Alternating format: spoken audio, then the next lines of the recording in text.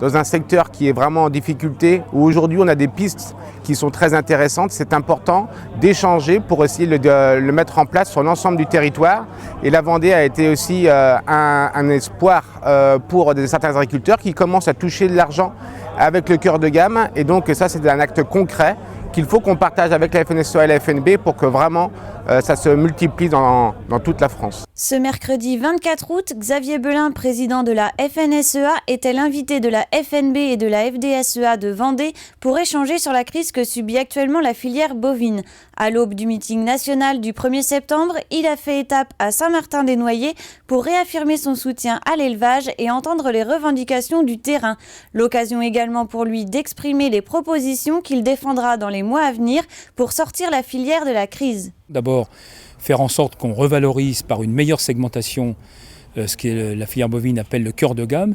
Deuxième sujet, c'est de faire en sorte qu'on ait une détermination à renforcer notre soutien export et en particulier justement sur des qualités un peu inférieures. On a des marchés à l'export aujourd'hui qui sont ouverts, mais pour lesquels on a besoin d'un appui de l'État, à la fois pour ouvrir ces marchés sur le plan sanitaire avec des certifications, mais aussi pour apporter un fonds de garantie qui permette aux exportateurs de prendre le moins de risques possible sur des impayés ou des choses comme ça. Et puis il y en a une troisième qui est tout aussi importante et qui est peut-être plus générique à l'ensemble de l'agriculture.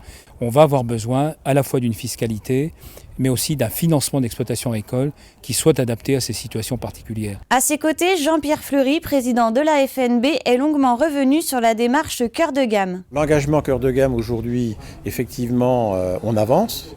Ce qui nous attriste aujourd'hui, c'est que ce soit Carrefour, Auchan, Casino, Intermarché et Leclerc sont toujours en train de réfléchir. Visiblement, comme les staffs nationaux n'ont rien compris, qui ne voulaient pas changer leur comportement, on fait le pari, nous, que les magasins, que les directeurs de magasins, que les chefs de boucher dans ces magasins, eux qui sont confrontés tous les jours à une baisse de leur consommation ou qui sont confrontés à une concurrence entre eux, eh bien, je pense qu'ils vont progressivement nous rejoindre parce qu'on va leur proposer un deal gagnant-gagnant avec le cœur de gamme. Ça s'appelle la chaîne de la valeur. C'est très porteur auprès du consommateur.